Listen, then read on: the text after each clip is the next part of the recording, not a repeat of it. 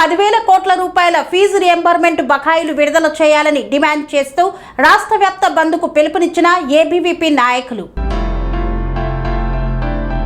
Fee reimbursement బకాయిల విడుదలకు demand చేస్తూ జూలై 14న రాష్ట్ర వ్యాప్తంగా కళాశాలల బంద్కు ఏబీవీపీ పిలుపునిచ్చింది. పెండింగ్ లో ఉన్న 10,000 కోట్ల ఫీజు రియంబర్మెంట్ బకాయిలను వెంటనే విడుదల చేయాలని డిమాండ్ చేస్తూ అఖిల భారతీయ విద్యార్థి పరిషత్ జూలై 14న రాష్ట్ర వ్యాప్తంగా కళాశాలల బంద్కు పిలుపునిచ్చింది. ఈ సందర్భంగా ఏబీవీపీ గ్రేటర్ హైదరాబాద్ సిటీ కార్యదర్శి పృథ్వీ తేజ మాట్లాడుతూ ఫీజు రియంబర్మెంట్ నిధులు విడుదల కాకపోవడంతో వేలాది మంది విద్యార్థులు తీవ్ర ఇబ్బందులు ఎదుర్కొంటున్నారని తెలిపారు. ప్రభుత్వం వెంటనే స్పందించి పెండింగ్ బకాయిలను విడుదల చేసి విద్యార్థుల సమస్యలను పరిష్కరించాలని ఆయన డిమాండ్ చేశారు. జూలై 14న నిర్వహించనున్న రాష్ట్ర వ్యాప్త కళాశాలల బంద్కు విద్యార్థులు, తల్లిదండ్రులు, కళాశాల యాజమాన్యాలు పూర్తి సహకారం అందించి విజయవంతం చేయాలని పృథ్వీ తేజ పిలుపునిచ్చారు.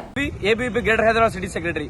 తెలంగాణ రాష్ట్రంలో కాంగ్రెస్ ప్రభుత్వం ఏర్పడి దాదాపు 3 సంవత్సరాలు కావాల్సినప్పటికీ ఇప్పటికీ విద్యార్థులకు రావాల్సినటువంటి పెండింగ్ లో ఉన్నటువంటి ఫీజు రియంబర్స్మెంట్ స్కాలర్షిప్లని రిలీజ్ చేయకపోవడాన్ని నిరసిస్తూ ఏబీవీపీ జూలై 14వ తారీఖున రాష్ట్రంలోని కళాశాల బంద్కి పిలుపునివ్వడం జరుగుతుంది.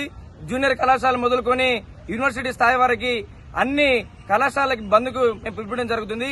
ఈ బంద్కు తల్లిదండ్రులు, విద్యార్థులు, కళాశాల యాజమాన్యాలు సహకరించి ఈ బంద్ను విజయవంతం చేయవలసిందిగా మేము విజ్ఞప్తి చేస్తా ఉన్నాం.